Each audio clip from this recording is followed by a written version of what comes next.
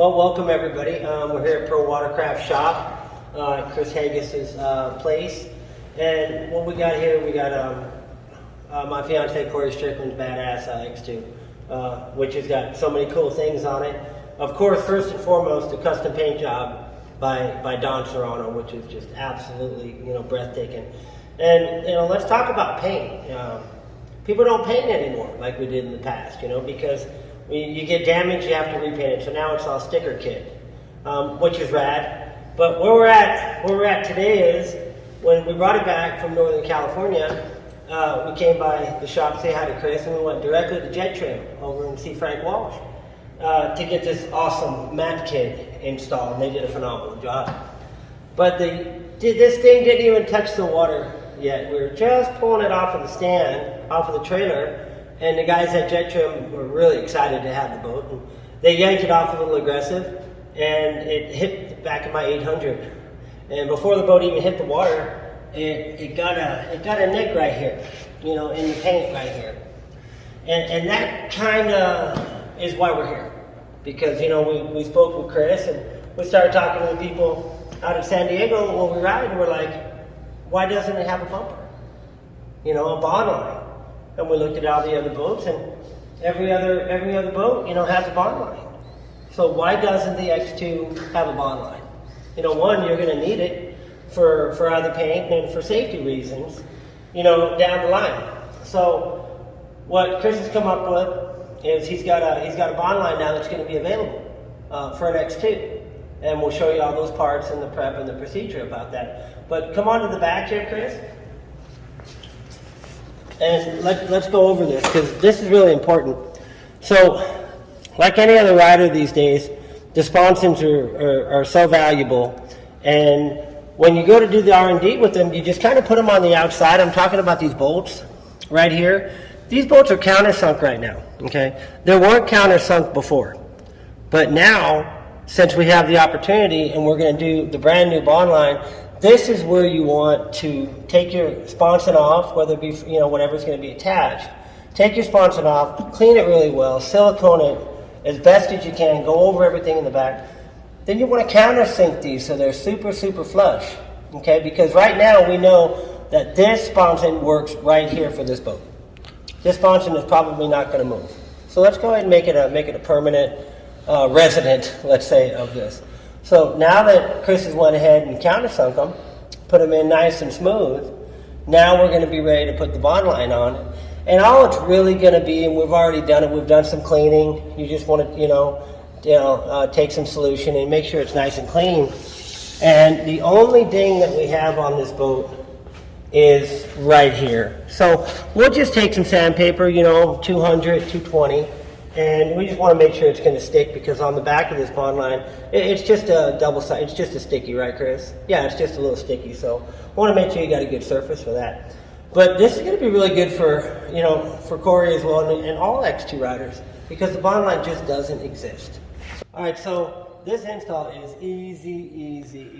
As you see, there's not going to be any nuts and bolts like a sponson. There'll be a minor instruction pamphlet on it. It's just super, super easy. So there's some sandpaper to rough up anything that you think might mess with the adherence of it. And then, there's some super glue right there if you want to deal with that. And basically, you just sand it, make the edge nice and acceptable to adhesion. Me being a painter, I know about that. And then just spray it down with some brake cleaner. Just make sure the surface is totally clean. Once again, countersink your bolts on any of your sponsons, and we should be able to just stick these rascals on with the quickness, and should be able to do a little bit of bashing and not have to damage the ski. All right, so we're going to get right into it. What we're going to do here is talk about doing the installation of the bumper on this X2. So first thing you want to do is make sure that all the surface is cleaned up right here. I'm just putting some brake cleaner on there. And as you see, this is a brand new paint job.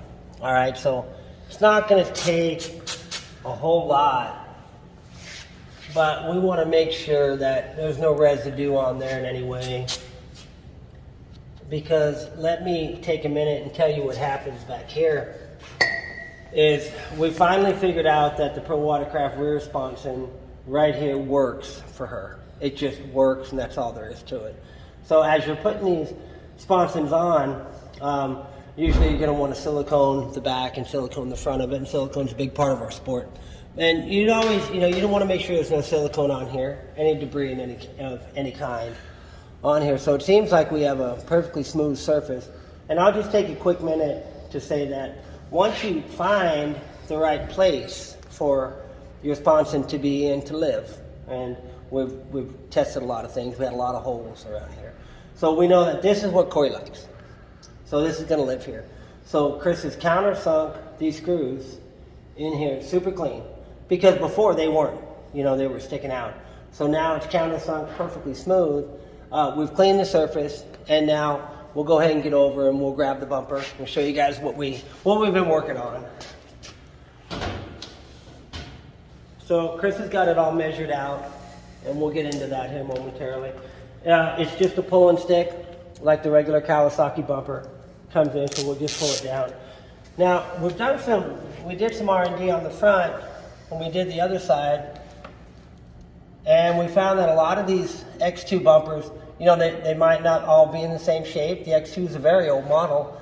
It might have damage to it or whatnot. So you see, it's not going to line up exactly perfect. So we found that if we get it in there and push it in there, okay? Push it in just like that, the best you can. That's the best that you could do. So let me pull this tape off the back.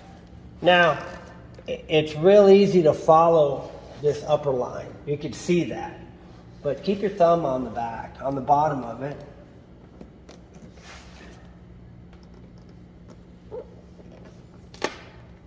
And work with it. Because, this particular boat's going to have this dip right here, so it's not going to be straight. So you just want to be creative and make sure it's level on the top and it's level on the bottom. Feels good to me. That's some pretty stout adhesive that it comes with. And as you see, if it ain't right, don't be afraid to yank it up a little bit. You don't want to yank up too much.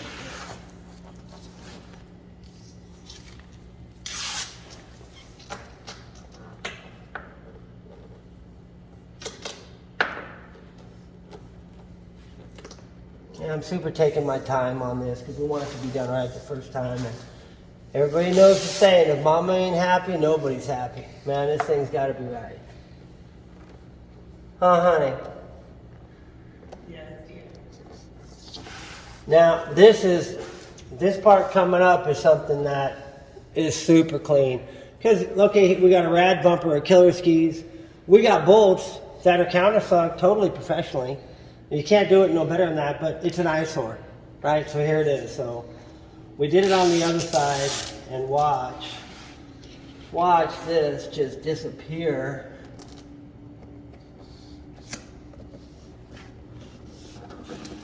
Super, look at that.